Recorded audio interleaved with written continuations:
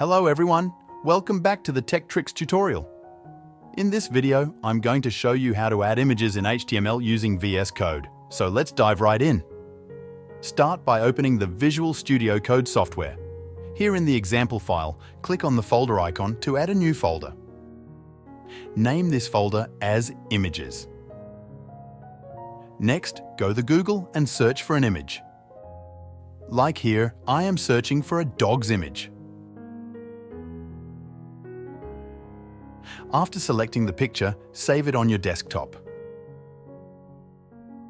Now, go to the website folder you created on your desktop and paste the picture in the Images folder. Next, open the software back. Click on the refresh button and in the Images folder you will see your image. Then copy the HTML code for images and paste it here. Adjust the code to select your saved image. Now, click on Files and choose the Save option. Next, go to Run and select Run without debugging, and your image will open in the browser. That's all for this video. If you found it helpful, make sure to subscribe to the channel and I'll see you in the next video.